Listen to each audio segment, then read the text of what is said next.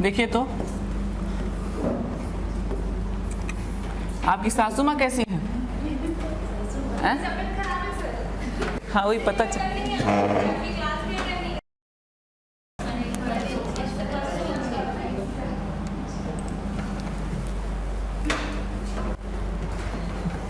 चलो देखो, एक होता है बैंक। कुछ नए लोग आए हैं, एक बार फिर से दिखा देते हैं, बता देते हैं। विकास वित्तीय संस्थान,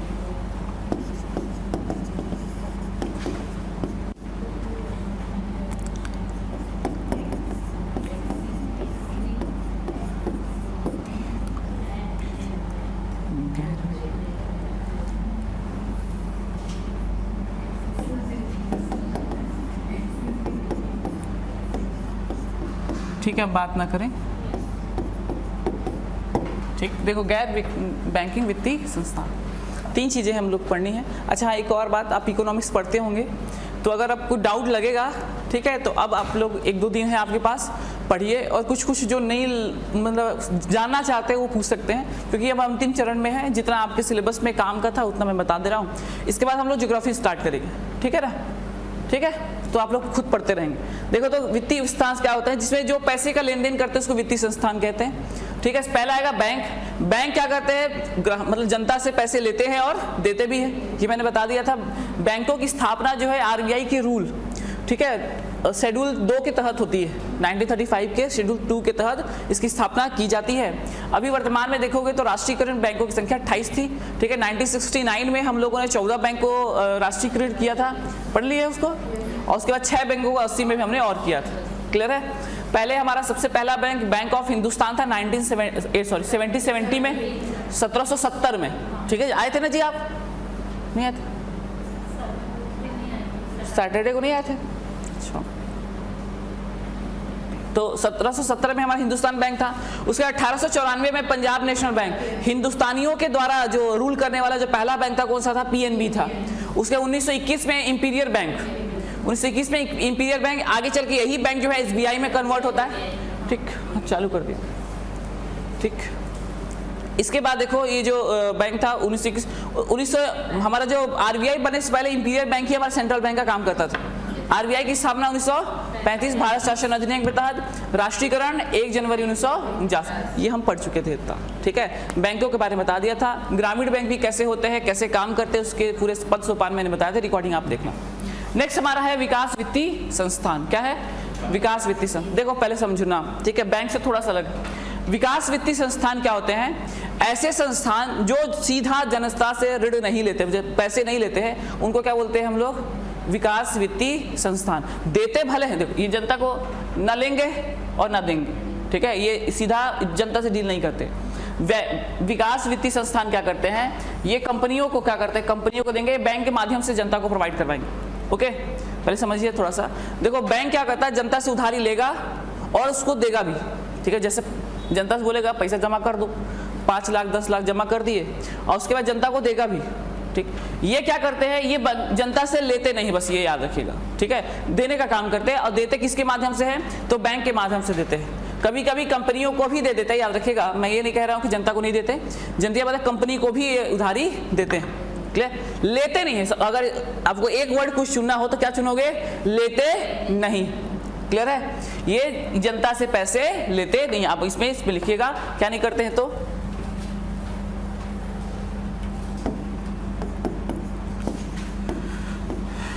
जनता से मांग जमा नहीं लेते, मांग जमा नहीं लेते हैं। ठीक है, ये याद रखना है। इसमें हम लोग को किसको किसको पढ़ना है? सबसे इंपॉर्टेंट तो नाबार्ड को पढ़ना है। किसको पढ़ना है? नेक्स्ट स्लाइड में इसको बता दो क्या? इसी का बता रहा हूँ ना। सबसे पहले किसको पढ़ना है? नाबार्ड। ठीक, दूसरा हो जाएगा आपका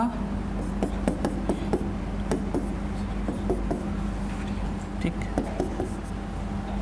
सिडबी।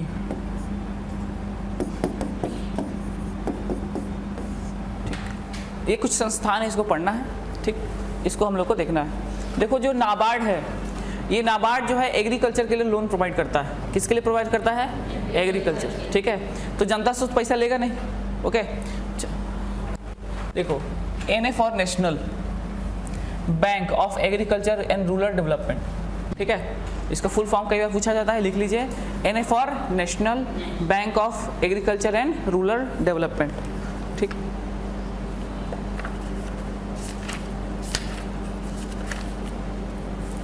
IFCI, IFCI,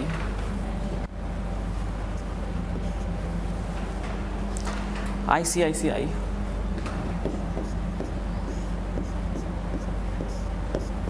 ठीक है। नाबार्ड किसके लिए लोन प्रोवाइड करेगा? तो एग्रीकल्चर के लिए, ठीक। 1982 में इसकी स्थापना हुई थी, जुलाई 1982 में। कई बार क्वेश्चन पूछा जाता है, ठीक। इसकी स्थापना कब हुई थी? जुलाई 1982, ओके। जुलाई 1982 में इसकी स्थापना की गई थी। अच्छा, हिंदी में क्या बोलते हैं इसको? नाबार्ड को कृषि एवं विकास का राष्ट्रीय बैंक, हिंदी में लिख लो, कृषि एवं विकास का राष्ट्रीय बैंक, ठीक है। कृषि एवं विकास का राष्ट्रीय बैंक, ठीक। देखो सुनना ध्यान से ना, ये ना ऐसे मत फंस जाना। NA फॉर हो गया national bank of agriculture and rural development, ठीक है। जुलाई 1982 में स्थापना। कई बार पूछा है, देखना ना क्वेश्चन को बनाओगे तो पता चलेगा। अच्छा, ये क्या करता है, कैसे लोन देता है? देखो पहले तो पैसा लेता नहीं है जनता से, ठीक है। RBI से डील कर लिया, अन्य सोर्सेस से, गवर्नमेंट से पैसे आ गए इसके पास। अब ये क्या करेगा? ये बैंकों को प्रोवाइड करवाएगा। किसको देगा? बैंक, जो बताया था बैंक।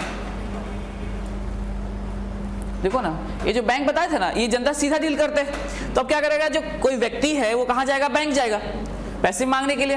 तो देख, अब बैंक क्या करे? कैटेगराइज कर देती है। ध्यान समझना, मान लो होम लोन का अलग हो गया, आपका कार लोन का अलग हो गया, और साथ साथ सेकंड थर्ड वाला जो है, मान लीजिए आपने एग्रीकल्चर लोन के लिए अप्लाई किया, तो उसको उसके लिए जो पैसे है वो कहाँ से बैंक जुगाड़ करेगी? तो वो कहाँ से लेगी? नाबार्ड वगैरह से, ठीक है। तो जैसे मान लो ट्रैक्टर लेना है, बीज लेना है, खाद लेना है, इसके लिए पैसे लेने हैं आपको, तो उसके बाद वो नाबार्ड के पास जाएगी, नाबार्ड उसको प्रोवाइड करेगा। जनता से डील नहीं करने का सबसे बड़ा फायदा ये होता है कि आपका लोन डूबेगा नहीं, ठीक है। जनरली आपके पैसे डूबते नहीं है, क्योंकि एग्रीकल्चर में देखो कई बार होता है लोन चुकाए नहीं चुकाए, नाबार्ड लोग देते हैं ना, तो लोग बैंक से देते हैं, बैंक उनको वापस करती है, ठीक है ना। तो याद रखिए, किसको पैसे दे देंगे? तो बैंक को। बन जाएगा, है ना, उतना कठिन नहीं है। तो ये हो गया आपका नाबार्ड। IFCI, देखो IFCI इंडस्ट्रियल फाइनेंशियल, ठीक है, industrial financial corporation of India, भारतीय औद्योगिक वित्त निगम लिमिटेड, 1948। भारतीय औद्योगिक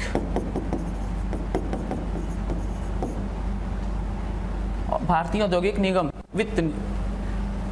औद्योगिक वित्त निगम, हिंदी इसका बहुत क्लिष्ट रहता है, वित्त निगम लिमिटेड।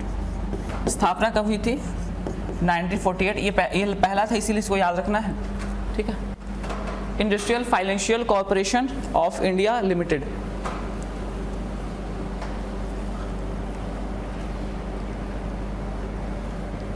देखिए, मान लीजिए आपको क्या खोलना है? आपको फैक्ट्री खोलनी है, आपको फैक्ट्री चलानी है, होता है ना जी। मान लो आप स्टार्टअप करना चाहते हो, है कि नहीं, तो स्टार्टअप के लिए भी पढ़ना पड़ेगा, ठीक है। सबको आपको नॉलेज होना चाहिए ना इधर उधर का, तब तो किसके पास जाके लोन मांगोगे, है कि नहीं। अभी नहीं आ रहा है तो कैसे पता चलता?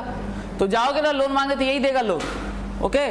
लोन जो प्रोवाइड करते हैं ना, और जिसका लोन लेकर भाग जा रहे थे, यही है। देखो इंडस्ट्रियल फाइनेंस मतलब आपका किसके लिए देगा लोन? तो इंडस्ट्री लगाने के लिए। किसके लिए? तो कंपनी वगैरह होता है ना, तो कंपनी लगाने के लिए अगर लोन चाहिए तो आप बैंक जाओगे, तो आप बैंक कहाँ से पैसा जुगाड़ करेगा? इससे जुगाड़ करेगा, ठीक है। बन जाएगा IFCI। इसकी स्थापना सबसे पहले कब हुई थी? 1948 में हुई थी, ठीक है। नाम है, याद रखिएगा। किसके लिए वो प्रदान करता है? तो औद्योगिक क्षेत्रों के लिए लोन प्रोवाइड करता है, ठीक है जी। बैंक इससे लेता है ये जैसे नाबार्ड बैंक को देगा ना? जी हाँ, वही बता रहे थे। नाबार्ड जैसे बैंक को दिया ना, ये भी किसको देगा? बैंक को ही देगा जी, बिल्कुल, है ना, ओके। उसका देखो एक और इससे ज़्यादा इंपॉर्टेंट, तो ICICI सुने हो क्या? ICICI है ना, इसका फुल फॉर्म लिखिए ना ICICI का, industrial credit investment corporation of India limited. ICICI देखो, आई मतलब industrial credit investment corporation of India limited, industrial credit investment corporation of India limited. Hindi बोल दूं? Industrial, I for industrial, C for credit, Hindi में लिख लेना क्रेडिट में क्या है ना, I for investment, C for corporation, I for India limited. Hindi देखिए, हिंदी भी लिख लीजिए आप लोग। भारतीय औद्योगिक साख एवं निवेश निगम लिमिटेड, भारतीय औद्योगिक शाख एवं निवेश निगम लिमिटेड।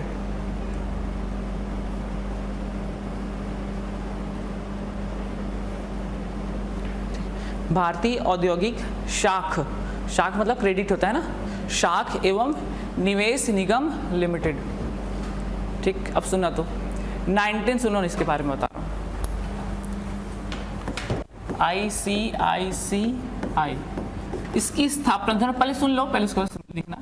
क्या होता है हमारे यहाँ ना, सब तो सरकारी बैंक मतलब सब प्राइवेट थे। विश्व बैंक है ना, वर्ल्ड बैंक, कैसे नहीं आते थे जी आप रेगुलर रिकॉर्डिंग? अच्छा ठीक, कोई बात। देखो सब क्या हुआ 1956 में ना, विश्व बैंक है ना वर्ल्ड बैंक, तो वर्ल्ड बैंक ने एक प्राइवेट कंपनी को लोन दिया, ठीक है, और उसके सहायता से ये बैंक खुला। तो विश्व बैंक की सहायता से खुला था और ये प्राइवेट है। कैसा था? प्राइवेट। पहली बार भारत में प्राइवेट बैंक खुला था। प्राइवेट बैंक नहीं, पहला विकास वित्तीय संस्थान के बैंक नहीं खुला था, पहले विकास वित्तीय संस्थान, बताया ना, विकास वित्तीय संस्थान खुला था जो लोन प्रोवाइड करेगा। और कैसा था? ये प्राइवेट था। इससे पहले जो बताया ना IFCI, नाबार्ड तो बाद में आया, IFCI पहला था, तो ये सरकारी था ना, याद रखिए, इंडिया लिमिटेड लिखा ना, ये भी ये था ICICI, मगर ये प्राइवेट था, ध्यान देना। तो ICICI प्राइवेट था, किसके सहयोग से खुला? तो विश्व बैंक के सहयोग से, है ना, विश्व बैंक के सहयोग से खुला। आगे चल के क्या हुआ, ये विकास वित्तीय संस्थान होने के साथ साथ आगे चल के इसने बोला कि अब किसको लोन बांटू, खुद बैंक भी बन गया। क्या बन गया? बैंक। आज ICICI का अकाउंट किसका है? ICICI में नहीं, कोई नहीं खोलता अच्छा इंटरेस्ट देता है वो, ठीक है, प्राइवेट था ना। बट आपको पता है 1969 और 80 हमारा बैंकों का राष्ट्रीयकरण हुआ, इसका भी राष्ट्रीयकरण कर दिए, ठीक है। मगर देखो साथ में देखना, ये जो ICICI है ये बैंक भी है। क्या है? बैंक है जी। और ये क्या है आपका? विकास वित्तीय संस्थान भी है। क्या है? विकास वित्तीय संस्थान। विकास वित्तीय संस्थान के रूप में भी काम करता है। और जो दोनों काम करते हैं इसको यूनिवर्सल बैंक बोलते हैं। क्या बोलते हैं?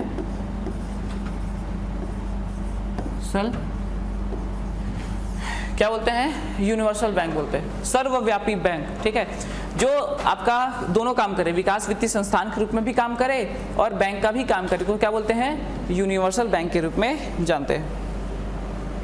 ठीक, अब ये बैंक हो चुका है, इसको थोड़ा सा याद रखिएगा। IDBI बताएं? IDBI लिखो तो industrial development bank of India limited. IDBI industrial development bank of India limited, ठीक। भारतीय औद्योगिक विकास बैंक,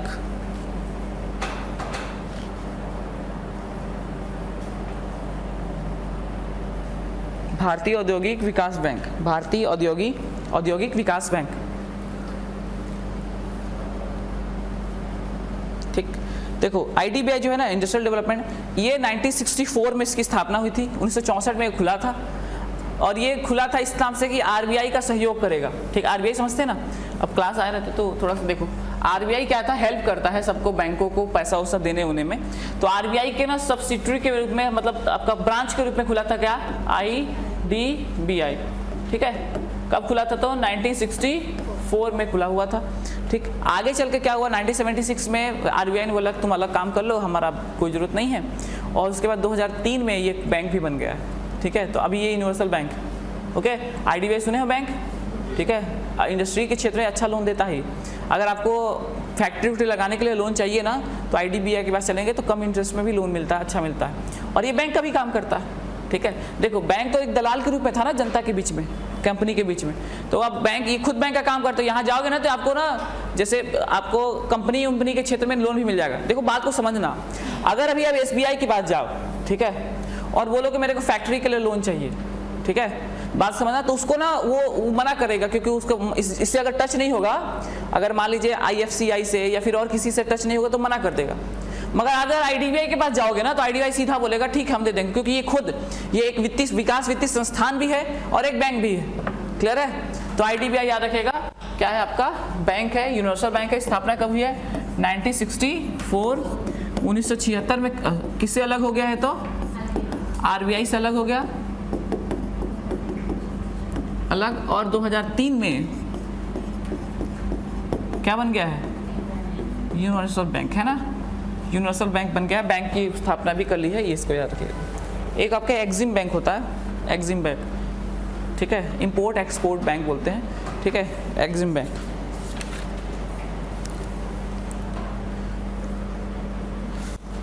देखो एक्सिम, हाँ, EXIM 1982, export import bank, export import bank, export import bank, आयात निर्यात बैंक। तो इसकी स्थापना 1982 में हुई थी।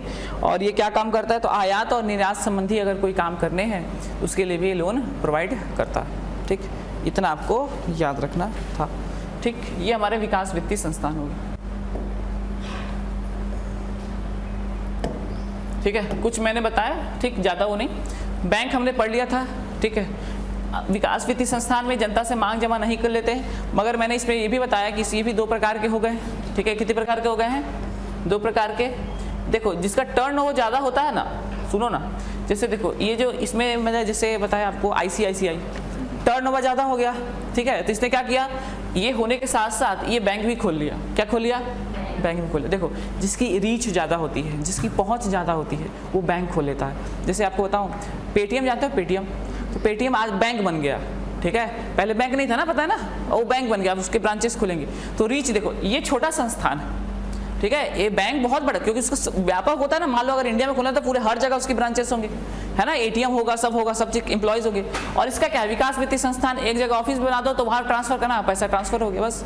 तो ये जब ये संस्थान बड़ी होती है ना, तब जाके वो क्या कर बन जाती है, बैंक बन जाती है। ठीक है, और देखो ये संस्थान जो है, इससे ये भी संस्थान का काम कर सकती है, बट जनरली करती नहीं है। इसको भी देख लेते हैं क्या होता है, गैर बैंकिंग वित्तीय संस्थान। अब इसमें देखो, तो ये अलग चीज है, पहले समझ गए। ये छोटी संस्थान है ना, विकास वित्तीय संस्थान क्या होती है, छोटी। अगर ये बड़ी हुई, इसका टर्नओवर ज्यादा होता है, क्या बन सकती है, ये बैंक बन सकती है। क्लियर है ना? अरे ये तो बस उधारी देती है ना। अब बैंक क्या क्या काम नहीं करती। आप अपना घर द्वार का प्रॉपर्टी वगैरह, ज्वेलरी वगैरह भी जमा कर सकते हो। लॉकर वगैरह की सुविधा मिलती है कि नहीं मिलती है ना, बहुत सारी सुविधाएं मिलती हैं बैंक में। ठीक है, तो ये सब आप याद रखिएगा। विकास वित्तीय संस्थान अगर आप बैंक का काम करें तो यूनिवर्सल बैंक कहलाता है। क्या कहलाता है? यूनिवर्सल बन जाएगा।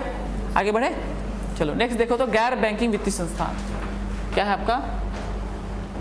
गैर बैंकिंग वित्तीय संस्थान। अब ये क्या है? ऐसा फाइनेंशियल इंस्टीट्यूट्स जो ना तो पैसे, मतलब जनता से पैसा इस बात के लिए नहीं लेते हैं, मतलब देखो इसको ऐसे समझ लो कि बैंक जो जिस तरह से जमा लेता है ना और देता है, उस तरह से ये नहीं लेते। ठीक है, लेते तो है, जैसे आपको LIC का मैं एग्जांपल दे रहा हूँ। जैसे LIC है तो वो बैंक जैसे लेता है वैसे उस तरह से वो नहीं लेता है, उसका अलग सिस्टम है। आप आइए, जमा कीजिए, इतने साल तक के लिए जमा कीजिए, और वो एक गारंटी के रूप में एक बॉन्ड देता है। जैसे मान लीजिए आपको जीवन बीमा लेना, तो वो पैसे इसलिए नहीं लेगा कि आपको क्या करे, मतलब बैंक की तरह रखे, उसमें इंटरेस्ट दे, या फिर आप सुरक्षित रखें। वो क्या करेगा, आप उस पैसे के बदले प्रीमियम देंगे, है ना। और वो जीवन बीमा बनने पर अगर आपकी दुर्घटना हो जाती है या फिर कुछ हो जाता है तो उसके बदले वो पैसा चुकाएगा। ये अलग ही सिस्टम है, ये मतलब इसीलिए इसको गैर बैंकिंग बोलते हैं। बैंकिंग सिस्टम में क्या होता है, लेन देन और ब्याज प्रॉफिट, यही होता है। इसमें ऐसा सिस्टम नहीं है बैंकिंग में। आपको लगेगा कि सर ये मैच हो रहा है, बट ये एग्जैक्ट वैसा नहीं, ठीक। जैसे मैं बता रहा हूं, देखो गैर बैंकिंग सिस्टम, हेडिंग डालना तो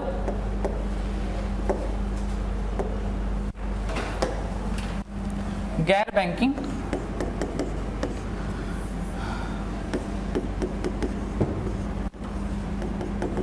बैंकिंग वित्तीय संस्था,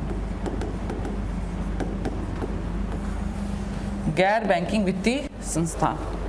देखो गैर बैंकिंग वित्तीय संस्थान पहले समझ लिया, बैंक जनता से जमा लेते तो हैं, ठीक है, जमा लेते हैं, मगर इस बात के लिए नहीं लेते कि वो उनको ब्याज देंगे या इंटरेस्ट देंगे। वो किस लिए लेते हैं, तो कुछ गारंटी के रूप में वो देते हैं। जिस तरह से, जैसे आप समझें, जैसे जीवन बीमा हो गया, दुर्घटना बीमा हो गया, ठीक है, और उस बात के लिए वो फिर पैसे वापस नहीं करते हैं ना।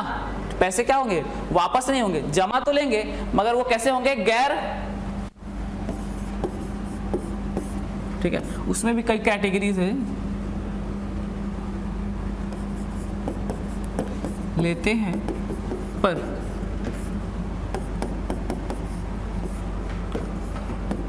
बैंकिंग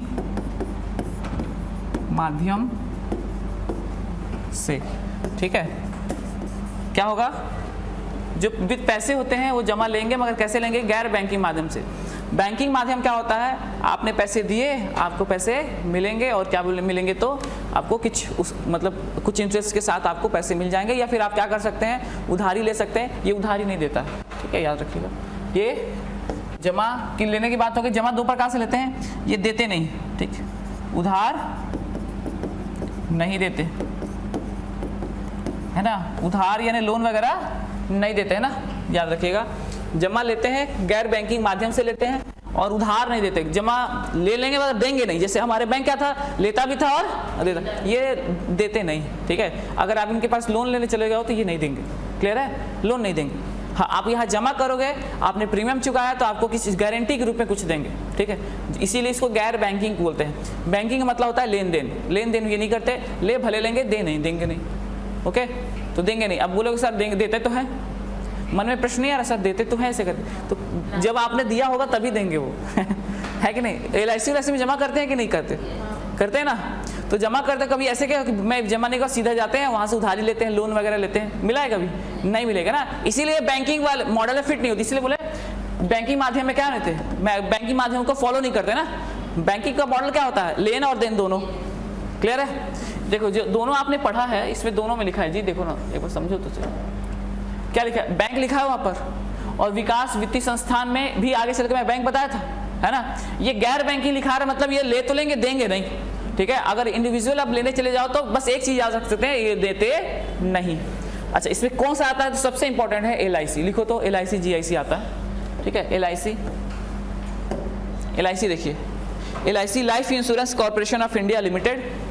लाइफ इंश्योरेंस सुना ना, जीवन के साथ भी, हाँ, आपके जीवन के बाद अपने लड़का बच्चा, है ना, हस्बैंड का, ये सब पे ना वो कर लेना, क्या बोलते हैं, नाम नॉमिनी बोलते हैं उसको, ठीक है। LIC life insurance corporation of India limited स्थापना हुई थी 1956 में।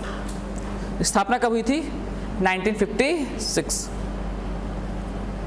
ठीक है, ओके। अच्छा, इसको निवेश माना जाता है, ठीक। ये क्या काम करते हैं, तो देखिए जीवन बीमा, देखिए दो प्रकार की करती है, मतलब दीर्घकालीन, ठीक है, निवेश करते हैं। देखो इसमें क्या होता है, अगर इसमें पैसे जमा किए तो इसके पैसे आपके, देखो सुना ना, आपका जो इनकम टैक्स रिटर्न भरते हैं ना, उसमें इंजेक्शन मतलब छूट प्राप्त होती है, ठीक। और किस में प्राप्त होती है, दीर्घकालिक क्या कर रहे हैं, जीवन बीमा लेने पर। दो प्रकार के जीवन बीमा, तो एक शॉर्ट टर्म होता है, एक लॉन्ग टर्म होता है। तो लॉन्ग टर्म अगर आपने क्या लिया है, जीवन बीमा लिया है, तो आपको छूट मिलेगी, ओके। किस में मिलेगी, तो किस में मिलेगी, इनकम टैक्स में। इसीलिए ना ज़्यादातर देखना, जितने भी सोचते हैं ना कि यार क्यों लें ऐसे करके, तो जो जिसके पास पैसे आते हैं ना, उन लोग इसमें ज़्यादा निवेश करते हैं। LIC ले लिए 10 ठो, अपने घर का, अपने अपना, अपने बच्चे का, अपने लड़का का, अपनी मैम का, बहन का, सबका, अपने डॉगी का, सबका ले लेते हैं। देखते नहीं हो अपना, मतलब घर का, ठीक है, घर का, ज्वेलरी का, एक एक चीज़ का नहीं हो जाता है इंश्योरेंस, जानबूझ करवाते हैं, पैसा बचे कैसे कर, ठीक है, और कुछ हुआ तो मिल भी तो आ जाएगा। तो LIC वगैरह कराने से, LIC तब नाम ही पड़ गया है, वैसे इंश्योरेंस है ना, तो इंश्योरेंस कराने से आपको एक प्रीमियम का भुगतान करना पड़ता है और आपको किस में छूट मिलती है, तो इनकम टैक्स रिटर्न में छूट मिलती है, ठीक है।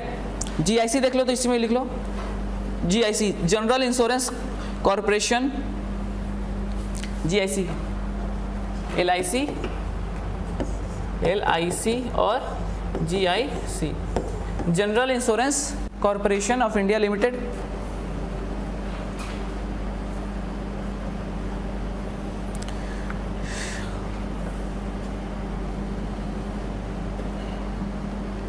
ठीक, चलिए देखिए, तो ये जो इंश्योरेंस कंपनियां हैं आज ये बहुत मार्केट में बहुत सारी है, सिर्फ यही नहीं है, ये तो सरकारी हो गया है, LIC का स्टॉक से मतलब सरकार ने बेच रहा है। इसके अलावा आप बहुत सारी कंपनियां देखेंगे जो क्या करती हैं, ये इंश्योरेंस का काम करती है, ठीक। आप अभी जाओगे तो फ़ोन पे यूज़ करते हो आप लोग, है ना, फ़ोन पे में जाओगे तो भी आपको इंश्योरेंस मिल जाएगा, ओके। तो फ़ोन देखो, अरे ये छोटी संस्थान हुई ना, गैर बैंकिंग वित्तीय, छोटी गैर बैंकिंग। अब ये लोग भी क्या करते हैं, ये भी काम करते हैं, बीमा का काम करेंगे, ठीक। फ़ोन पे जब कर रहा है तो पेटीएम भी कर रहा है, ठीक है। हर छोटी छोटी संस्थान क्या कर रही है, बीमा काम कर रही है। बीमा में देखो बहुत लूट भी होता है, ठीक है। आपको बहुत सारे टर्म एंड कंडीशन होते हैं, हम पढ़ते नहीं हैं, हम क्लेम करने चले जाते हैं, ठीक। बहुत सारे क्लेम होते हैं और बहुत सारे उनके लूप होल होते हैं कि हम लोग नहीं देंगे पैसा ऐसे करके। तो ध्यान दीजिएगा, इसको मॉनिटर करने की कोई संस्था होनी चाहिए कि नहीं होनी चाहिए, होनी चाहिए। आप देखो, सच बता रहे हैं, आप ना एक बार वो करना, बीमा उमा करवाना, और देखोगे ना इतना सारा उसमें ना मतलब XY जो रहेगा ना कि आप पैसा लेने परेशान हो जाओगे, क्लेम करोगे तो उतना पैसा मिलेगा नहीं, ठीक है।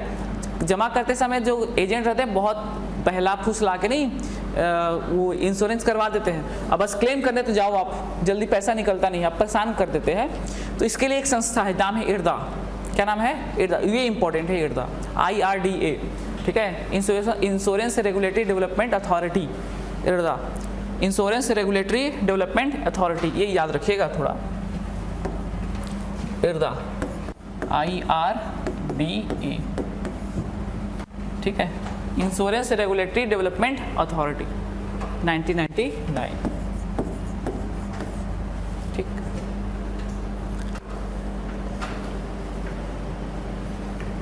ठीक, देखो ये क्या काम करती है। तो सबसे पहले अगर एजेंट बनना है आपको, ध्यान सुनो, कई लोग जानते भी होंगे ये सबको, और नहीं जानते हो तो सुन लो। अगर मान लो आपको क्या करना है, एजेंट बनना है ना, एजेंट नहीं बनते जो वो इंश्योरेंस कराते हैं, बहुत कमीशन वगैरह मिलता है उसमें, तो उसके लिए एक एग्जाम होता है। कैसे जी? हाँ सर, हो क्या ऐसे? अरे बहुत आसान, एक एग्जाम होता है, एग्जाम देना पड़ता है, उसके बाद आपको एजेंट का क्या मिल जाएगा, कार्ड मिल जाएगा, और फिर वो क्या आपके माध्यम से क्या होगा, इंश्योरेंस होने लगता है, इंश्योरेंस करवाते हैं, और इंश्योरेंस जब आप करवाएंगे तो आपको कमीशन मिलेगा, ठीक है। उस कमीशन के चक्कर में बहुत सारे इंश्योरेंस करवाए जाते हैं। तो मान लीजिए कोई गलत इंश्योरेंस ना हो जाए, या फिर मान लीजिए जो टर्म एंड कंडीशन है, बता रहा हूँ आपको, जैसे बताओ, देखो एक एग्जाम्पल समझना, उन्हीं इंश्योरेंस में कई जगह इंश्योरेंस वाले लिखते हैं कि जो प्राकृतिक आपदा है, ठीक है, उसका क्लेम नहीं देंगे। अब उसको पढ़ते नहीं, प्राकृतिक आप समझते हैं, नेचुरल जो कॉज अगर हुआ तो क्या देंगे, आपको पैसे नहीं मिलेंगे। नेचुरल कॉज, बिजली गिर गया, भगवान ना करे, मगर मान लो बिजली गिर गया, अब उसका पैसा ना देंगे, जीवन बीमा करवाए है कि नहीं, तो भाई आदमी मरेगा क्या इसमें, ठीक है। प्राकृतिक आपदा ही में ही ना मरेगा, भूकंप आ गया मर गया, ठीक है। नहाने गए, पानी में डूब गए, है ना, पानी में डूब गए, नदी में गए, दरिया में गए, आपका समुद्र में डूब गए, तो नेचुरल कॉज से ही मरता है ना, हवा, पानी और आपका आग, है ना, यही सब तो चीजें। तो कई जगह कई इंश्योरेंस कंपनियां लिखती है कि नेचुरल कॉज बहुत नहीं है, मान लो भूकंप आया, आपका घर ढह गया, तो बोलो पैसा ना देंगे। अब ये क्या बात हो, कई जगह ऐसा हुआ है, ये IRDA को बीच में आना पड़ता है। ये क्या बात हुआ भाई, जब जीवन बीमा किया तो सबका जीवन बीमा है, कैसे यहाँ पर हपलाक गिर गया, यहाँ पर कुर्सी में चोट लग गया, मर गया, है कि नहीं। तो मतलब आपने अगर जीवन बीमा करवाया तो आपको पैसा मिलेगा, ये मैं कहना चाह रहा था कि तो कई क्लॉसेस थे जो गलत थे, ठीक है, उसको सुधारा गया है। जब भी आप ऐसा करवाएं तो उसके जो छोटे छोटे चीज़ें लिखी रहती है ना, उसको पढ़ लिया कीजिए। और एजेंट लोग के भरोसा नहीं है, वो लोग बताते नहीं हैं, फिर बाद में सर ये तो हम ये लिखा था आपने पढ़ा नहीं, साइन मार देते। तो ध्यान से सुनिएगा, इस पे मॉनिटर करने के लिए संस्था है जिसका नाम है IRDA। इसकी स्थापना हुई थी 1999। इससे संबंधित सारे काम जो है वही देखती है, ठीक है, ये याद रखिएगा, इंश्योरेंस रेगुलेटरी डेवलपमेंट अथॉरिटी, ठीक है। ये जो बीमा की बात कर रहा हूँ ना, बीमा ये बहुत अच्छा सेक्टर है जी, ठीक है, सभी लोग करते हैं, ठीक, बैंक भी करने लगे हैं आजकल, ओके, बैंक जो है ना बैंक, वो लोग भी करने लगे। तो देखो इसमें क्या हुआ, एफडीआई मैं बता दे रहा हूँ, FDI, FII, FDI foreign direct investment, ठीक है, पहले इसको समझ लो, फॉरेन डायरेक्ट इन्वेस्टमेंट, इसमें 49%, इसीलिए चलता है, ठीक है, फॉरेन डायरेक्ट इन्वेस्टमेंट। जानते हो क्या होता है एफडीआई, समझते हैं कि मैं बताऊं? देखो फॉरेन डायरेक्ट इन्वेस्टमेंट कहने का मतलब विदेश की जो कंपनियां हैं वो सीधे हमारी कंपनियों पे सीधा 49% लगा सकती हैं, पैसे डाल सकती है। देखो एक बता रहा हूँ, आप कोई भी बीमा कंपनी देखना, LIC की छोड़ दो, तो देखना आपको थोड़ा सा नाम अजीब लगेगा। देखो बता रहा, जैसे कोटेक महिंद्रा, सुने हो क्या ऐसे कुछ? तो कोटेक और महिंद्रा, जो महिंद्रा तो हमारा है और कोटेक कहाँ का है? विदेश का। तो कोटेक महिंद्रा जो है ना, ये क्या है हमारा, ये हमारा बीमा कंपनी है ना, हाँ, ये सब क्या है, और वो क्या है, वो ये 49% उसका शेयर लगा है कोटेक का, ठीक है। तो 49% शेयर मतलब उसमें से पैसे किसके, विदेशी कंपनी कमाती है ना, तो विदेशी कंपनियां एफडीआई कितना कर सकती हैं, 49% तक पैसे लगा। मान लो 100 रुपये लगाने हैं, कितने रुपए लगाने हैं? 100 रुपये, 1000 हो गया क्या, है ना। तो 100 रुपये में 49 रुपये तक क्या लगा सकते हैं, विदेश कंपनियां लगा सकती हैं। और 51% कौन लगाएगा? तो हमारे देश की कंपनियां लगा सकती हैं। इस तरह से दोनों लगाते हैं और लगा के चलाते हैं, ओके। तो अभी देखो मालिकाना हक किसके पास रहेगा, किसके पास रहेगा? देश, हाँ, देश की जो हमारे देश की कंपनियां हैं उसके पास रहेगा। अगर बाहर का दे देंगे तो लोग बाहर हम लोग क्लेम करने कहाँ जाएंगे जी? इसीलिए पहले देखो बता रहे, इसमें 24% था, 2014-15 से ही किया गया है, इसको क्या किया गया है, 49% तक किया गया। अगर याद रहे तो ठीक है। फॉरेन डायरेक्ट इन्वेस्टमेंट बीमा में कितना है तो आप याद रख सकते हैं 49%। नहीं याद रहेगा तो भी इतना लोड नहीं लेना, इतना डीप नहीं जाता है, हालांकि फिर भी अगर याद है, एफडीआई याद रखिएगा, विदेश से जो पैसे, विदेशी कंपनियां जो पैसे भारत में लगाती हैं उसी को एफडीआई कहते हैं। सबसे ज्यादा हमारा एफडीआई आता है सिंगापुर से। कहाँ से आता है? सिंगापुर से। ये याद रख सकते हैं आप चाहे तो। मॉरिशस से आता है उसके बाद, ठीक है, मॉरिशस सिंगापुर से आता है। यूएसए से सोचते हैं ना, यूएसए ये सबसे नहीं आता, सिंगापुर और मॉरिशस से ज़्यादा आता है, अमेरिका में कम आता है। तो याद रखें, इसको याद रखिएगा, सिंगापुर और मॉरिशस, ठीक है। क्या? प्रोविडेंट फंड, ठीक है, हाँ वो बता देते हैं। हाँ बताता हूँ, चलो आपने पूछा, वही मैं बोल रहा था कि देखो इसमें बहुत सारे मिसलेनियस चीज़ हैं, आप लोग भी ध्यान दीजिएगा। बहुत सारी चीज़ें होती हैं ना जो आप लोग दैनिक जिंदगी में पढ़ते होंगे, ठीक है। तो मैं चाहता हूँ कि अगर आप पढ़ें ना तो एक बार पूछ लें, जैसे नहीं पीएफ हुआ, मैं भी बता देता हूँ पीएफ, ठीक है। इसको बता दूँ, उसके बाद बताता हूँ, ठीक है। देखो ये तो हो गया आपका कौन सा बीमा का, ठीक है। जैसे कोटक महिंद्रा, जैसे मुथूट फाइनेंस होता है ना, और भी बहुत सारी चीज़ें हैं। जैसे आप देखना कोई भी फाइनेंस वाला जो बीमा वाला देखना, ठीक है, उसमें देखोगे तो पहला नाम ना जो है आपका वो रहेगा और दूसरा ना दोनों मिक्स करके नाम रहते हैं और आपको अटपटा सा लगेगा ही, ठीक है। जैसे टाटा का भी है, टाटा एलियट या टाटा लाइट, ऐसा कुछ है उसका भी, ठीक, हाँ लाइट है ना, टाटा लाइट, हाँ। और भी और बता दें आपको, और कई सब फाइनेंस है, अगर उस वो बीमा में ही है, और ठीक है बहुत सारे आपको मिल जाएंगे। जिस बजाज एलियट है, ठीक है, उसमें भी है। तो ये सब विदेशी कंपनियां जो हैं आती हैं और साथ में इन्वेस्ट करती हैं और पैसा कमाती हैं, ठीक है।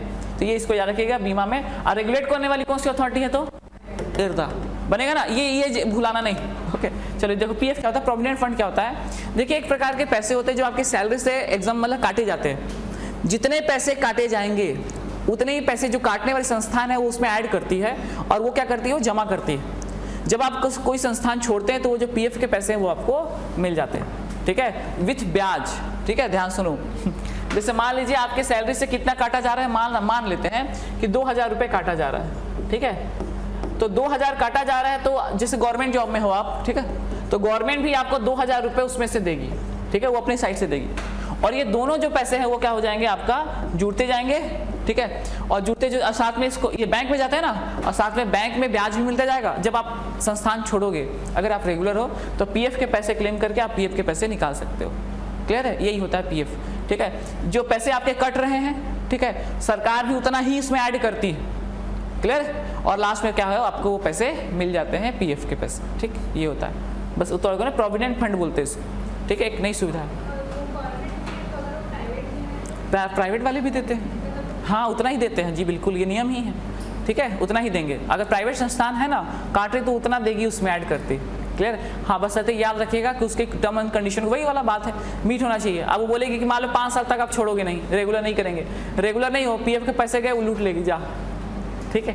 तो आप रेगुलर रहोगे तो आपके पैसे वापस मिलेंगे, पीएफ के पैसे क्लेम करने पे वापस मिल जाते हैं, ठीक है। रेगुलर होने चाहिए बस आप, ठीक है, प्राइवेट में मिल जाता है, क्लियर। यही है पीएफ। और कुछ, पैसा जितना कट रहा है ना, ठीक है, उतना वो दे रहे हैं, ठीक है, मिल रहा है ना।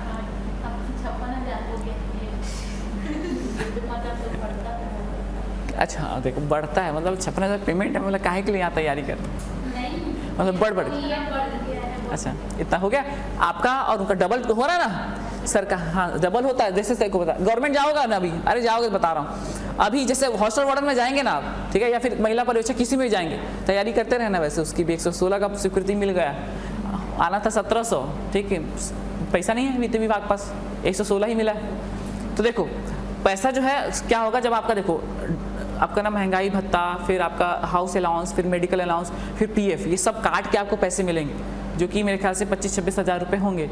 तो जो कटेगा ना वो एक्चुअल पेमेंट तो 35-37-38 हज़ार होगा, तो काट के जो पैसा मिलेगा उसमें पीएफ भी कटता है, और पीएफ कटेगा तो जो छोड़ोगे तो पैसे मिल जाएंगे, क्लियर है। तो उसे वो टेंशन नहीं लेना है। इसीलिए देखना जब सरकारी नौकरी, जब मतलब रिटायर होते हैं तो पैसा मिलता है ना, वो पीएफ का ही पैसा होता है, ठीक है। मगर आप सुनो, अभी तो पूछे नहीं देखो, मगर फिर अपने मन से बता दे रहा हूँ। मान लो आप सरकारी नौकरी में नहीं हो, ठीक है, जो कि कड़वा सच है, तो ऐसा नहीं है कि आपके ऐसा ये नहीं कर सकते, है ना, मतलब यही चीज़ नहीं है, एक और चीज़, ठीक है, उसको आप कर सकते हैं, उसका नाम है पीपीएफ। क्या है? PPF account. कौन से अकाउंट? PPF account. अगर आपके पास मान लीजिए सैलरी नहीं है तो पीपीएफ अकाउंट आप अपने बैंक में जाकर खुलवा सकते हैं। अगर ऑनलाइन यूज़ करते हैं तो ऑनलाइन भी खुलवा सकते हैं। उसमें क्या करेंगे आप, अपने पैसे जो है आप जो भी जैसे भी सोर्स से कमाते हैं उसको जमा करेंगे। मान लो कई कंपनी के पास पीएफ का वो नहीं होता ना जी, कई कंपनियां क्या होती है सीधा आपको पैसे देते हैं, लो हम पीएफ नहीं जानते हैं, है कि नहीं।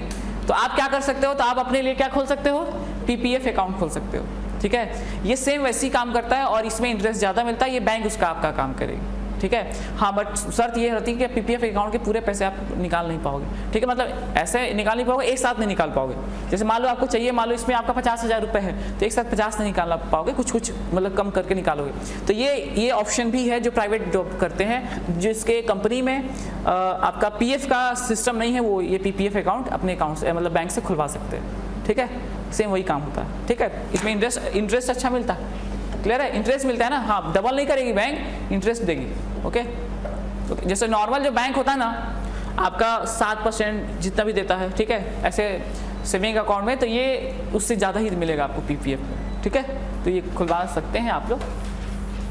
चलिए देखिए आगे बढ़े। तो ये हो गया हमारा कौन सा, गैर बैंकिंग वित्तीय संस्थान,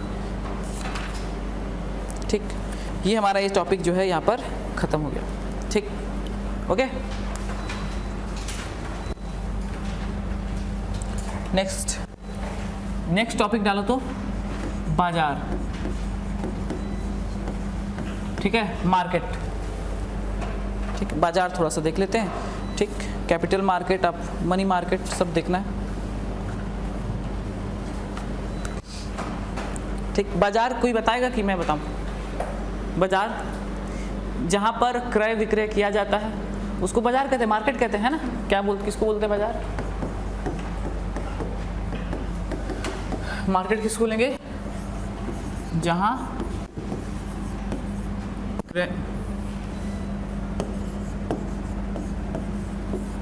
विक्रय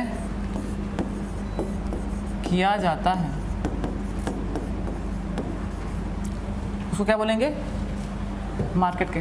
अच्छा 2 टॉपिक बच गए ना अभी, आपको मेन तो छूट ही गया आप ही लोग का, है ना, गरीबी और बेरोजगारी बच गया अभी, है कि नहीं। वो ज़्यादा रिलेवेंट है आप लोगों से, है ना, गरीबी और बेरोजगारी उसको बताना है, ठीक।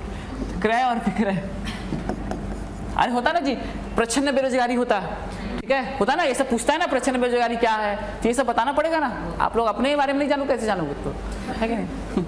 क्रय विक्रय होता है, क्रय जहां पर क्रय विक्रय किया जाता है उसको क्या बोलते हैं? मार्केट कहते हैं, यहाँ सुनिएगा तो। और देखो बाजार का सिद्धांत,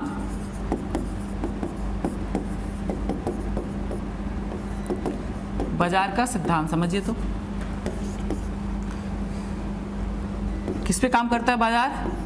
मांग और पूर्ति का सिद्धांत होता है। किसका सिद्धांत होता है? मांग और पूर्ति। बाजार किस सिद्धांत पर काम करता है? तो मांग और पूर्ति के सिद्धांत। ये याद रखिएगा पहला पॉइंट। बाजार मांग और डिमांड और सप्लाई के पे काम करता है। दूसरा समझो, ठीक, ये तो ठीक है, उसके अलावा और काम नहीं करता क्या? करता है, ठीक है। उत्पादक और उपभोक्ता, बाजार में और कौन मिलेगा आपको? उत्पादक मिलेगा और उपभोक्ता मिलेगा। और कौन मिलेगा?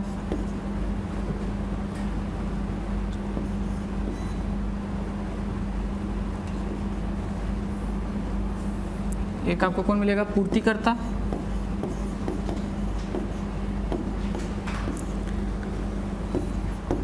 मांगकर्ता, ठीक। एक और चीज, बाजार में आपको, अच्छा इसका सिद्धांत को देख लो, बात करते हैं, ठीक। सबसे इंपॉर्टेंट मांग और पूर्ति, उत्पादक के साथ साथ क्या मिलेगा? उपभोक्ता मिलेगा और पूर्तिकर्ता मिलेगा तो मांगकर्ता मिलेगा। ये तीन चीजें मिलती हैं, ठीक। मुख्य रूप से आप देखना, एक मांग होगी, पूर्ति होगी, और मांग और पूर्ति से रिलेटेड कौन होगा? एक जो उसको पूर्ति करने वाला होगा और एक जो मांगने वाला होगा, ठीक है। तो बाजार, इसको याद रखिएगा। बाजार कई प्रकार के होते हैं, ठीक है। बाजार के प्रकार देखने से पहले चलो बाजार के प्रकार ही देख ले क्या? बाजार देखो तो बाजार के प्रकार,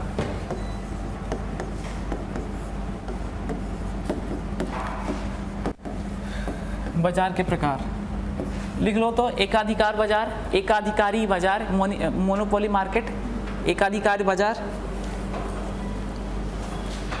ठीक। एकाधिकारी बाजार, मोनोपोली मार्केट। आप सुनो तो इसको, एकाधिकारी बाजार क्या होता है? एकाधिकार मत समझ रहे हैं?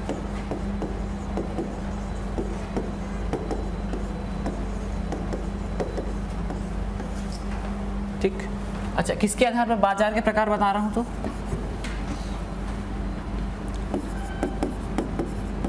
उत्पादक के आधार, लिख लेना ना, उत्पादक के आधार पर। किसके आधार पर? उत्पादक के आधार पर बता रहा हूं अभी, ठीक है। उपभोक्ता के आधार पर भी बाजार के प्रकार होते हैं, तो उत्पादक के आधार पर ये पूर्तिकर्ता है, पूर्तिकर्ता के आधार पर, ठीक है। पूर्तिकर्ता के आधार पर या उत्पादक के आधार पर बाजार तीन प्रकार के होते हैं, ठीक है। पहला होता है मोनोपोली मार्केट यानी एकाधिकारी बाजार, ठीक है। ऐसा बाजार जहां पर उत्पादक एक ही होता है, ठीक है, एक ही होगा, उसको क्या बोलेंगे? मोनोपोली मार्केट कहेंगे। सुनो ना, जैसे मान लो आप मार्केट गए और एक ही शॉप है और उसी शॉप में आपको लेना है सामान, तो बताइए वो कैसा काम करेगा? मतलब वो आपके हित में होगा कि आपसे लूटा जाएगा? लूटा जाएगा। कैसे लूटाएगा? एड़क डेढ़ा, हाँ, एड़क डेढ़ा, ठीक है। आपका कान में का 100 रुपये का 500 रुपये, लेना लो नहीं जाओ, ठीक है। लकड़ी लगाओ जाओ, है कि नहीं यार? है ना? चश्मा है तो आप पहनना तो है, मजबूरी है ना? तो वो 500 का है तो कितने में देंगे? 5000 में, ठीक है। नहीं तो ऐसी डबल दिखेगा और क्या, है कि नहीं? मतलब बता रहा हूँ, मतलब एकाधिकारी मार्केट जनता के फेयर में नहीं होता, मतलब जनता के हित में नहीं होता है ना। कपड़ा लेने जाओगे, कपड़ा, ठीक है, 100 कपड़ा 500, 500 का 5000, है ना। तो इस तरह से बहुत महंगा, मतलब आप उस पर कोई नियंत्रण नहीं होता, एकाधिकारी मार्केट बोलते हैं। तो एकाधिकारी बाजार क्या होता है? तो लिख लेंगे, एकाधिकारी बाजार जिसमें उत्पादक या पूर्तिकर्ता एक ही होता है, उसको क्या बोलते हैं? एकाधिकारी बाजार के नाम से जानते हैं, ठीक है। ओके, जैसे मैं बताऊं, हमारा जो इंडिया है, इंडिया, ठीक है, आज़ादी के बाद का जो भारत था, हमारा एकाधिकारी बाजार का एग्जाम्पल है, ये पूछा जाता है, ठीक है। मैं डेफिनेशन तो नहीं लिख रहा हूँ, बट बता दे रहा हूँ। कब के बाद का? आज़ादी के बाद, ठीक है। आज़ादी के बाद का भारत जो है हमारा कैसा था? एकाधिकारी बाजार था, ठीक है।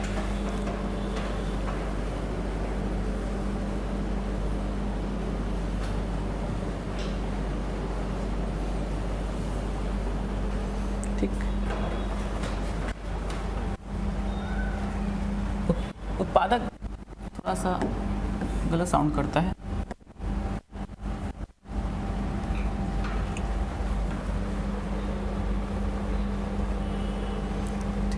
देखो ये जनता के हित में होगा क्या?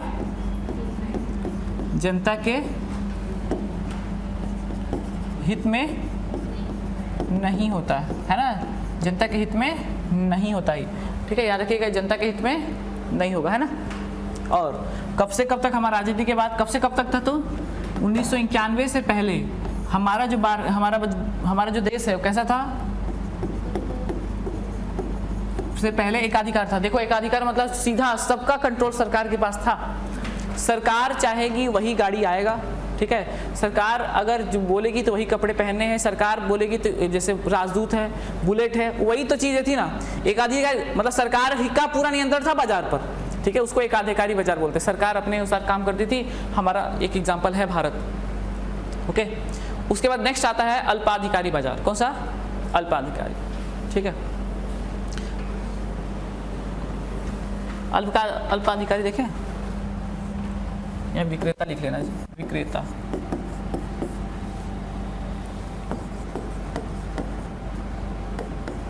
अब इसका बता दो तो आप तो जान जाओगे। अल्पाधिकारी क्या होगा, जिसमें जो विक्रेता होता है, कुछ विक्रेता होते हैं, ठीक है, वो लोग क्या करते हैं, पूरे मार्केट कंट्रोल करते हैं। इसमें विक्रेता की संख्या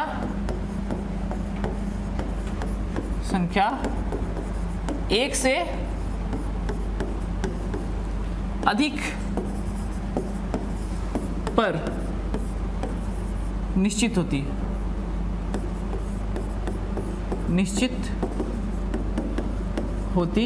है, ठीक है। विक्रेता की संख्या क्या होती है, एक से अधिक होती है पर निश्चित होती है, अल्पाधिकारी बाजार। जैसे देखो बता रहा हूं, हमारा मार्केट देखो, पहली बात समझ लेना, भारत कभी इसका एग्जाम्पल नहीं रहा। भारत जो है, भारत कभी अल्पाधिकारी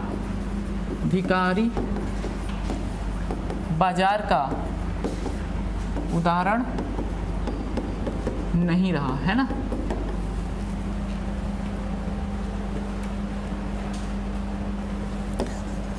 ठीक, मगर आपको बोलोगे सर एग्जाम्पल तो वो कहीं ना कहीं तो होगा ना, ऐसा बात है ना, है। ओपेक सुने हो क्या, ओपेक कंट्रीज क्या होती है, ओपेक कंट्रीज बताओ तो, सुने हो, बोल रहे हो क्या होता है, तो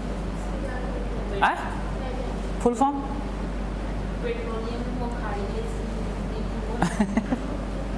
ओपेक मतलब ऑयल,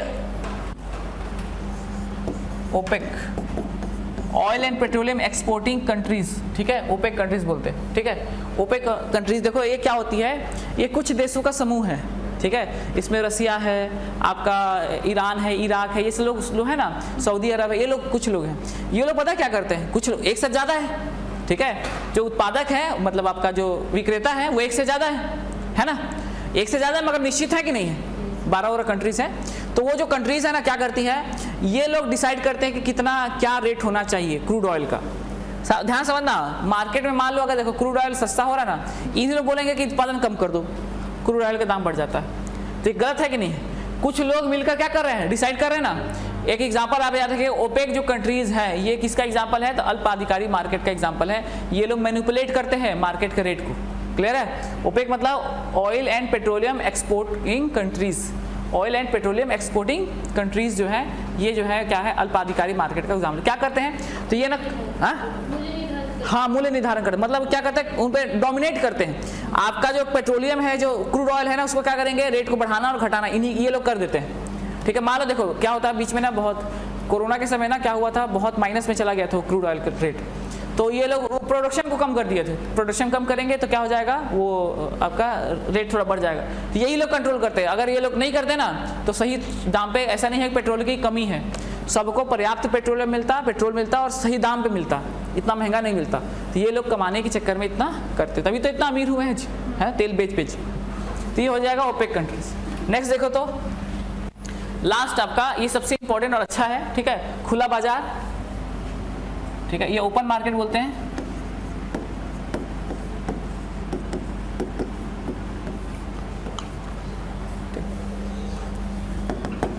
यहां पर अनगिनत आपका विक्रेता पाए जाएंगे।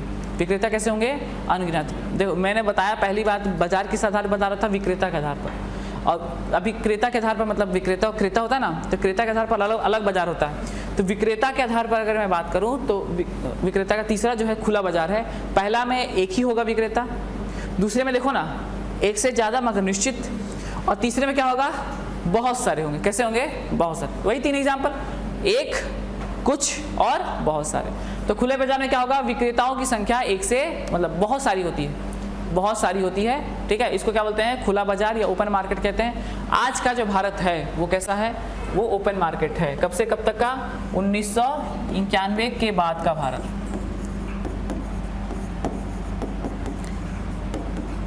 ठीक है।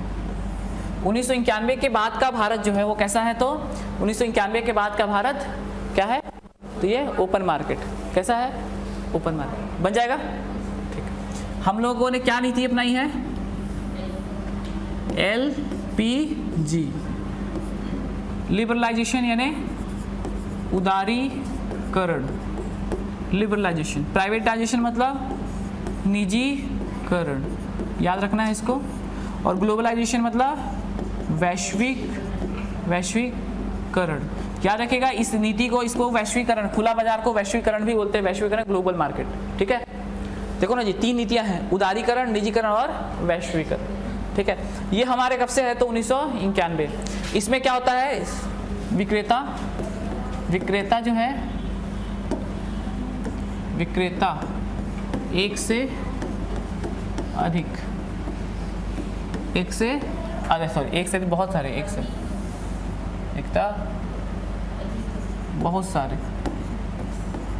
है ना, बहुत सारे। आपका जैसे मोबाइल शॉप में जाना ना, मोबाइल शॉप, ठीक है, एकदम कचरा जैसे 10 ठो मिल जाएगा, कहाँ से खरीदूँ टाइप से। आज मान लो चले गए एक दुकान में, मज़ा नहीं आया तो थोड़ा शर्म लगा रही है, यहाँ से कुछ नहीं खरीदा ऐसे। तो बहुत सारा मोबाइल दुकान ही मिल जाता है, पहले एक ठो मोबाइल ही नहीं मिलेगा पहले तो, ठीक है। मोबाइल भी मिलेगा तो टेलीफोन वाला वो भी किससे लेगो, सरकार से संपर्क करो। सरकार फिर क्या आएगी आपके यहाँ, क्या बचाएगी, तार बिछाएगी, ठीक है। और टेलीफोन फिर हेलो करो फिर, ठीक है। उतना महंगा बिल तो एक था ना। अब देखो ना मोबाइल कितना सारा हो गया, अब तो हर गली में हो गया। आप चाहो तो आप ये ऐसा नहीं समझ में आ रहा तो क्या कर दो, वो अमेजोन वगैरह से मांग लो, खरीद लो, है कि नहीं। तो ये ग्लोबल मार्केट ही तो है ना। 1991 के बाद ये जो है मार्केट जो है ये आया। सरकार या फिर सरकार के मंत्री या विदेश मंत्री कहते हैं ये जो नीति हमको पहले ले आनी चाहिए थी, भारत जो है थोड़ा इसमें पीछे हो गया था, बट फिर है, चलो कोई नहीं। उदारीकरण मतलब क्या होता है, लिबरलाइजेशन मतलब जो कंपनियां खोलते हैं ना उसका लाइसेंसीकरण कम हो। क्या हो इसका मतलब, है ना, लाइसेंस होता ना जी, लाइसेंसीकरण का जो जमाना है वो क्या हो, कम हो, उदार हो जाए। सरकार जो है उदार, कोई भी कंपनी खोलनी है तो बहुत आसानी से खुल जाए, इसका मतलब होता है उदारीकरण। निजीकरण मतलब देखो सरकार तो पहले ही बोल चुकी है कि निजीकरण करेंगे 91 में, अभी मोदी जी बेच रहे हैं तो गुस्सा रहे हो। 1991 से बोल दिया ना, इस सबको क्या करेंगे, बेच देंगे। सरकार का काम नहीं है ये सब। हवाई जहाज बेच दिए, ठीक है, पोर्ट बेच दिए, पोर्ट समझते हैं, पोर्ट, बंदरगाह बेच दिए, ठीक है। और जो कुछ बचा है उसको भी बेच देंगे। जैसे एफडीआई बताया ना, बीमा में पहले एफडीआई नहीं था, बीमा में एफडीआई आ गया, 49% आ गया, उस दिन देखना उसको भी बेच देंगे, ठीक है। बाल्को बेच दी, बाल्को जानते हो, बाल्को जी हमारा, वो बेचा गया। अभी कोई कंपनी घाटे में जाने तो दो, देखो बीएसपी है ना, घाटे में गई, इसको भी बेच देंगे, ठीक है। अभी रेलवे बचा है, रेलवे, ठीक है, उसको भी बेचे रहे। स्टेशन बेच दिए कि नहीं बेच दिए, स्टेशन बेचा गया, ठीक है। स्टेशन में टेंडर वेंडर होता है ना, वो बचा गया। आपका एक ट्रेन प्राइवेट चल रही है, लखनऊ से मुंबई दिल्ली के बीच में चलती है एक ट्रेन, प्राइवेट एक ट्रेन चलती है, ठीक है। उसमें पैसे वापस मिल जाते हैं अगर ट्रेन अगर लेट रहा तो, ठीक। तो ये सब देखो, ये सब है क्या है आपका निजीकरण। कैसा है, निजीकरण प्राइवेटाइजेशन में आपका क्या करेंगे, सरकार क्या करेगी, मॉनिटर करेगी, ठीक है। ये खरीदेगी नहीं, मतलब ये क्या करेगी, निजीकरण करने के काम करती है, बिल्कुल ठीक है। और वैश्वीकरण मतलब सबके लिए बाजार ओपन, आप क्रय भी कर सकते हो और सेल भी कर सकते हो, कहीं भी कर सकते हो। आज चाहो तो आज बैठे बैठे अमेरिका से आप टेस्ला मंगा सकते हो, ठीक है। बस एक्साइज ड्यूटी लगेगा, वही वाला बताया था ना, आया था ना, वही क्रय विक्रय लगेगा, उसका ट्रिपल रेट लग जाता है। मान लो 1 करोड़ का है तो 2 करोड़ लग जाएगा, ठीक। तो ये याद रखिएगा, वैश्वीकरण, ग्लोबल मार्केट है, सबके लिए खुला है। तो ये हो गया उत्पादक के आपका विक्रेता के आधार पर बाजार के प्रकार, ठीक है जी। उत्पादक उसी को बोल देते हैं, उत्पादक नहीं बोलना गलत हो जाता है क्योंकि उसने उत्पादक नहीं किया है, क्या कर रहा है, बेच रहा है ना, इसलिए विक्रेता बोलते हैं, है ना। मैंने देखो ना सुधार भी दिया था, देखो तो, है ना। विक्रेता के आधार पर मतलब उत्पादक मतलब क्या हो जाता है, तो वो प्रोडक्शन करता है, तो ज़्यादा सही शब्द नहीं है, विक्रेता ज़्यादा सही है, ठीक है। विक्रेता के आधार पर बाजार के प्रकार, ठीक। आगे बढ़े, क्रेता के आधार पर बाजार के प्रकार होते हैं। उससे पहले देखो तो चलो देखो तो एक चीज़ आपको पढ़ना है, इसमें मांग वगैरह को पढ़ना है, ठीक। मांग वक्र देखिए तो एक कर्व आता है, कर्व को थोड़ा सा पढ़ लेते हैं। मांग वक्र, ठीक है। बाजार में ना, अरे बाजार अभी चलेगा, कल भी चलेगा। पूंजी बाजार होता है, एक मुद्रा बाजार होता है, उसको भी पढ़ना है ना, उसमें शेयर मार्केट वगैरह पढ़ना है ना जी, इसी में सब चलेंगे, ठीक है। देखो तो बाजार, मांग वक्र देखिए, मांग वक्र। अब मांग वक्र थोड़ा समझो पहले, ठीक, ध्यान से। मान लीजिए देखो तो आप मार्केट में गए, ध्यान समझना, टी शर्ट लेनी है, सलवार लेना है, जीन्स लेना है, कपड़े लेने हैं अपने लिए, ठीक। तो आप कब लीजिएगा? जब पैसे ज़्यादा होंगे या कम होंगे? अरे कौन है भाई, क्या, ठीक है, कब लेंगे? हैं, कब लीजिएगा आप? जब अपने लिए कपड़े कब लीजिएगा? जब पैसे सेल चल रहा हो तब, कि जब बहुत रेट हाई हो तब? सेल चल रहा हो, जब त्योहारों में सेल चलता है ना तब तो लोगे ना। क्लियर है? आपके लिए क्या बताऊँ, अब कपड़े का शौक नहीं है तो मतलब कपड़े है ना, कपड़े ले सकते हैं। अच्छा हाँ, अल्पसंख्यक हो ना, इसीलिए कुछ नहीं बोल। कहाँ है दोस्त आपका? आरंग गया है।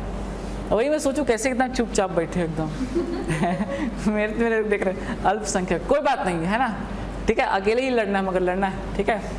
चलो देखो क्या बता रहे थे, तो अगर सेल चल रहा हो, यानी अगर क्या हो, पैसे कम हो तो क्या होगा, आप क्या होगा, लोग ना खरीदोगे ना, तो सिंपल सी बात है, वही है वक्र, ठीक है। अगर पैसे कम हो तो क्या हो गए, क्या होंगे आपके?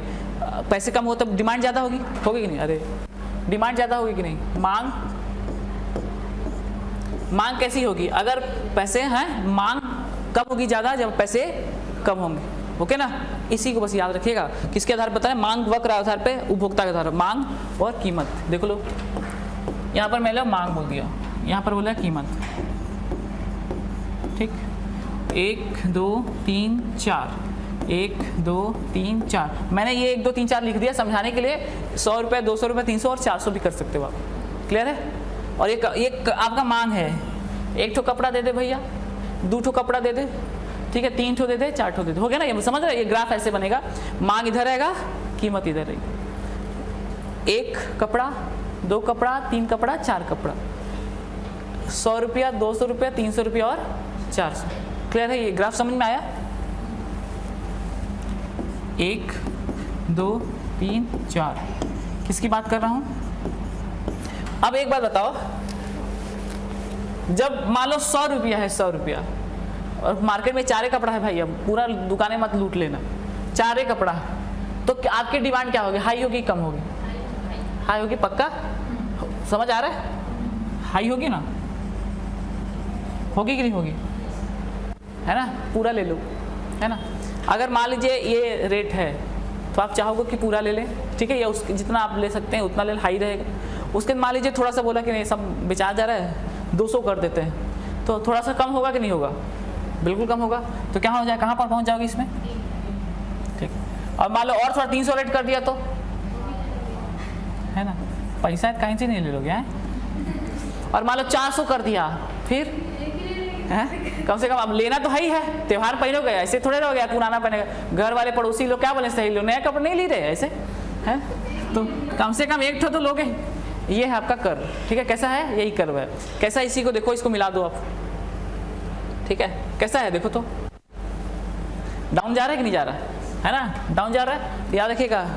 अच्छा, ये किसके दृष्टिकोण से? उपभोक्ता की बात कर रहा हूँ ना, उपभोक्ता मतलब आप लोग खरीद रहे थे ना इसको, तो उपभोक्ता के दृष्टिकोण पे आधारित है। और कैसा इसका ढाल पूछ रहा है, मांग वक्र की ढाल, ठीक। अच्छा, रीजनिंग पढ़े हो कि नहीं? रीजनिंग पढ़े? और आप लोग पढ़े? अरे इसमें तो है नहीं, कैसे पढ़ लिए? तो देखो ना, देखो ये बोर्ड है, ये कॉपी है, ये क्या होता है? राइट, ये लेफ्ट, ये जानते हैं कि, है ना, ये बोर्ड है ना, बोर्ड जिसे कॉपी भी होता है, तो इधर जो ये वाला हाथ होता है ना, इधर ये राइट होता है, इधर क्या होता है? लेफ्ट होता है। लेफ्ट, सच में तो हंस कह रहे, ये देखो इधर ईस्ट भी तो बोलते हैं क्या, है ना, ये ईस्ट हो गया, अपोजिट में वेस्ट हो गया, उधर नॉर्थ, और नीचे साउथ। ऊपर वाला जो कॉपी का ऊपर होता है नॉर्थ, ऐसे तो बनाते हैं। तो मैं ये कह रहा हूँ कि राइट है ना, राइट, बस ये समझाना था। तो इसकी ढाल किधर है? ढाल राइट, ये पूछा हुआ प्रश्न है, थोड़ा पीएससी में हाई में चला जाएगा। देखो आए ना आए इतने अपने एग्जाम में अपन पढ़ ले रहे हैं, ठीक है। अदर काम में तो अदर में तो आएगा।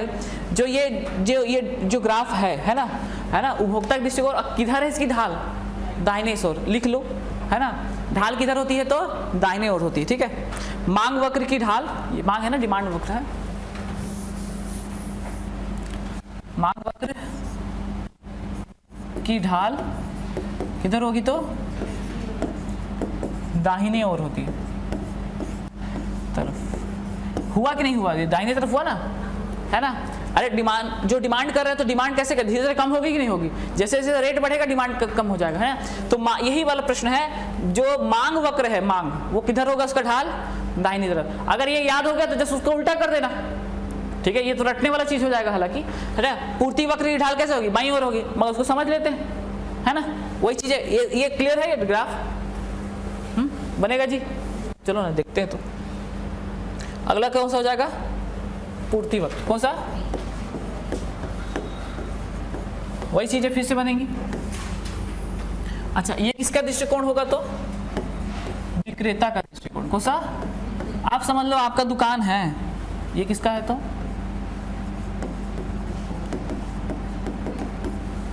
ठीक, विक्रेता, ठीक। वही चीज सेम चीजें, 1 रुपए, 2 रुपए, 3 रुपए और 4 रुपए, 1, 2, 3 और 4, ये क्या हो जाएगा आपका, ये कीमत हो जाएगी। इधर क्या था तो मांग, मांग मतलब हो गया आपका कपड़ा, ऐसे लिख लेना अपना समझने के लिए।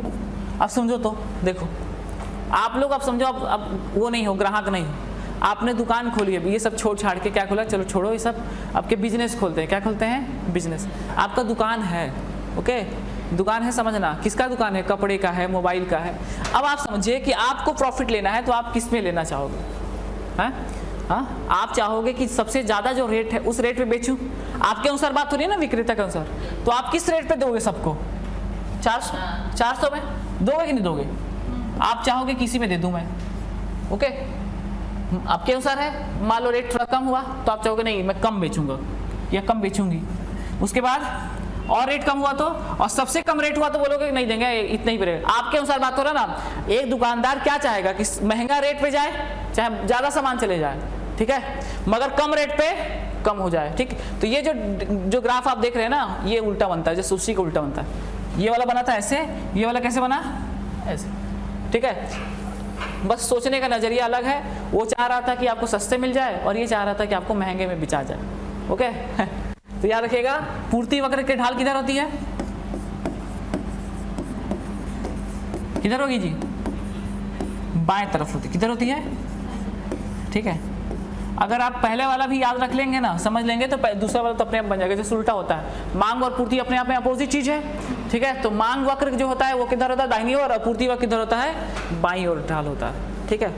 और दोनों में काम नहीं चलता है, ओके, ध्यान दो। अब देखो आप लोग का बीच का बात बता रहा हूँ, दोनों में नहीं बनेगा, मैं सच बता रहा हूँ। अगर दुकानदार चाहेगा कि मैं इतना रेट में इतना बेचूं, ना जाए वो, कोई नहीं खरीदेगा, तो आप लोग का दुकान नहीं चलेगा, सच बता रहा हूँ, ठीक है। और आप चाहोगे अगर कि मैं सस्ते में ही सब ले लूं, ठीक है ना, सस्ते में सब ले लूं तो भी नहीं चलेगा, ठीक है। और उसको भी तो प्रॉफिट होना चाहिए ना, फिर कैसे होगा। तो दुकानों का नहीं रहे क्या, किसी का बिजनेस नहीं करते घर में, सब नौकरी वाले हैं, ये खेती किसानी वाले, देखो ना कैसे होगा। तो नहीं है जी, बिजनेस है घर में किसी का नहीं होता, तो उन लोग पढ़ते नहीं है ना, उन लोग बिजनेस से करते बात ये भी है, तो है ना, मतलब जिसका रहता है ना, उन लोग फिर जानते हैं कि पढ़ाई वैसे में कुछ होना नहीं, ठीक है।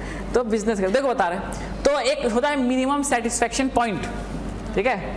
देखो क्या होता है, जब आप जाओगे ना, जाओगे क्या, जाए गए ही होगे, भैया ये सलवार सूट कैसे दिए, है ना, महिला लोग ज़्यादा है ना, अल्पसंख्यक की बात नहीं होगी यहाँ पर, ठीक। देखो तो बोले कि भैया सलवार सूट कैसे दिए, या फिर ये टॉप कैसे दिए, बोले 400 रुपये लगेगा दीदी, इससे कम नहीं हो पाएगा, एकदम खरीदी दे रहा हूँ, ऐसा नहीं होता है, बताओ, ऐसे बोलते ना। और दीदी दीदी बोल के लहाए रहते हैं, ठीक है।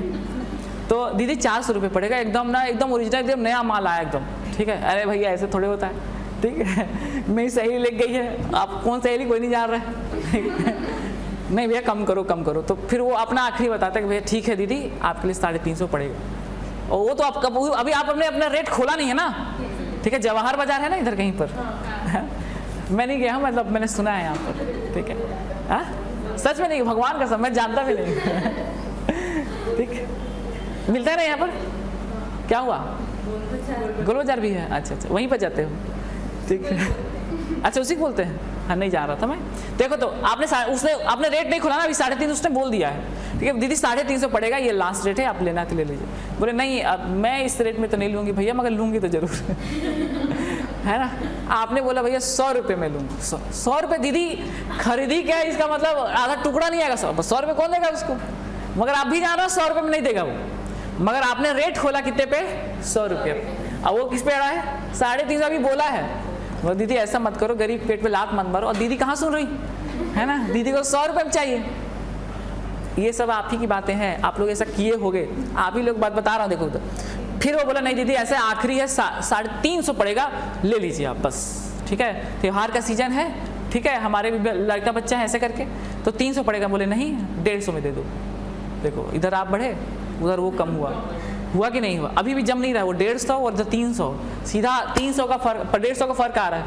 फिर कैसे करोगे बताओ तो जी चश्मा, और बढ़ोगे थोड़ा, है ना, हाँ देखो बढ़ रहे हैं, तो कैसे बढ़ोगे, तो बोलेगे चलो ठीक है थोड़ा 180 ले लो, वो थोड़ा और कम हुआ, ऐसे कर करके ना वो आप 200 आओगे और वो 280 आए, और लास्ट में आप कहीं ना कहीं मिनिमम सेटिस्फेक्शन पॉइंट में पहुंचोगे, जो कि 220 से 250 के बीच में होगा, इससे ज़्यादा नहीं देने वाले, मैं जान रहा हूँ, ठीक है, आपका जो टॉप है उतने में आ जाएगा, है कि नहीं। तो वो जो मिनिमम सेटिस्फेक्शन पॉइंट है, बाजार उसी पे काम करता है, याद रखिएगा, ना तो इस पे काम करेगा। ये अगर मान लो जो ये बेचने वाला रहेगा वो तो जाएगा ही, महंगा बिक जाए, काम नहीं करता उस पर, बाजार चलेगा ही नहीं, ओके। और दूसरा किस पे नहीं चलेगा, तो आपका ग्राहक के आधार पर भी नहीं चलेगा। तो बाजार चलता कैसे है, तो याद रखिएगा बाजार का अपना सिस्टम है, मांग और पूर्ति, याद रखना, ठीक है। ये हो गया, क्या हो गया, ये वाला, ये पॉइंट आ रहा है, इसी बोलते हैं न्यूनतम संतुष्टि कारक बिंदु, न्यूनतम संतुष्टि कारक बिंदु, याद रखिएगा, मिनिमम सेटिस्फेक्शन पॉइंट। बाजार इसी सिद्धांत पर काम करता है, किसके सिद्धांत पर काम करता है, ये न्यूनतम संतुष्टि कारक बिंदु के सिद्धांत पर काम करता है। जब तक दोनों जो पूर्ति करता है, विक्रेता और क्रेता, दोनों सेटिस्फाई नहीं हो जाते, तब तक बाजार चलेगा ही नहीं, ओके। तो ये थोड़ा नियम है, इसको थोड़ा याद रखिएगा, ठीक है। इसको बाजार वक्र बोलते हैं, क्या बोलते हैं इसको, बाजार वक्र के नाम से जाना जाता है, ओके। याद रखना, किस नाम से जानेंगे तो बाजार वक्र, ओके। किए है ना, करते ना, मतलब क्या बोलते हैं उसको, जो बार्गेनिंग करवाते हैं ना, कम करवाते हैं, तो वो कम होता ही है, वो सब चलता ही है, ठीक है। आप ऐसा सोचते हो कि सब अपने ही में नहीं, बड़े बड़े चीज़ों में भी जैसे होता है ना, जैसे मान लो बहुत रेट होता है तो कम करवाया जाता है, ओके। तो ये मिनिमम बाजार किस पे काम करेगा, न्यूनतम संतुष्टि कारक बिंदु पे काम करेगा। मांग वक्र और दूसरी पूर्ति वक्र, कौन कौन सा वक्र, मांग वक्र, और मांग वक्र मतलब आपका वक्र, और पूर्ति वक्र मतलब बेचने वाले का वक्र। तो आपका वक्र किधर होगा, ढाल दाहिने ओर, और पूर्ति वक्र का किधर होगा तो लेफ्ट। और न्यूनतम संतुष्टि कारक का कहीं ढाल नहीं होता, वो बीच में जाता है, कहाँ जाता है, बीच में, बन जाएगा। ये बाजार का एक पॉइंट हुआ। अभी बचा है क्रेता के, मतलब अभी तो मैंने विक्रेता के आधार पर बाजार पर बताए थे, क्रेता के आधार पर बाजार के प्रकार। उसके बाद आपने वो सुना होगा पूंजी बाजार, है ना, और एक मुद्रा बाजार। पूंजी बाजार में हम लोग शेयर मार्केट वगैरह को पढ़ते हैं। अभी मुद्रा भी नहीं बताया, मुद्रा की प्रकार, कई प्रकार की मुद्राएं होती हैं, ठीक है। तो उसको हम लोग देखेंगे नेक्स्ट क्लास में कल, ठीक है। आज के लिए इतना ही रखें, ठीक, इतना पढ़ कर आना है। क्या क्या गिफ्ट, गिफन रिलेट करो ना कहीं आसपास, जिससे मतलब सर वो था, वो जो कहीं पे ब्रेड और वो वाला जो एग्जांपल नहीं था कि जो बेसिक नीड्स हैं उसके लिए डिमांड सप्लाई कैसे काम करते हैं। अच्छा उसको बोल रहे हो, हाँ मतलब इसी इकोनॉमिक्स का सब्जेक्ट मतलब था। बता दो ना, कल बता दूंगा। क्या बोले, गिफन,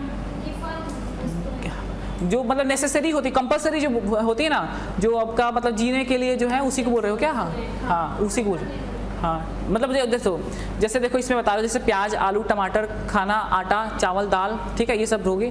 वो सब चीज़ें क्या होती है, इनका अलग ही सिस्टम है, ठीक बोल रहे हो। देखो जैसे ये सब चीज़ें बता दे, कपड़ा उपड़ा बता दे, मगर वो लोग है ना, कमी होगी तो लोग भूखमरी आ जाएगा, तो उस पर सीधा कंट्रोल सरकार करती है, ठीक है। एक क्या होती है, एक टी कैप लगाती है, टी कैप देखो लास्ट में लगेगा टी कैप, काला बाजारी पे भी रोक लगाती है। टी कैप कहने का मतलब इससे ज्यादा डाउन नहीं कर सकते आप, ठीक है। तो अभी तो नहीं लगा रही है, टी कैप का सिस्टम है, सरकार इन वस्तुओं पे टी कैप लगा सकती है। टी कैप क्या होता है, मतलब इससे ज्यादा डाउन नहीं होगा, जैसे देखो बता रहा हूँ, जैसे मान इससे ज्यादा महंगा नहीं होगा, कहने का मतलब जैसे देखिए मान लीजिए मैंने आटा बोला, ठीक है, मतलब आटा मतलब ब्रेड मतलब रोटी, तो आटा का बोला चावल बोला, तो मान लीजिए 100 रुपये 200 रुपये, उसके बाद टी कैप लगा देगी, इससे ज्यादा नहीं होगा। सेम ये शेयर मार्केट में भी काम करता है, जो मान लो किसी में आपने पैसे लगाए ना, तो पैसा उससे ज्यादा नीचे नहीं गिरेगा, उसका टी कैप लगाए, उसके बाद आप ना क्रय और विक्रय भी नहीं कर पाओगे, ठीक है। तो टी कैप होता है, मैं और बता दूंगा कल, ठीक है। ठीक, आज के लिए इतने रखें।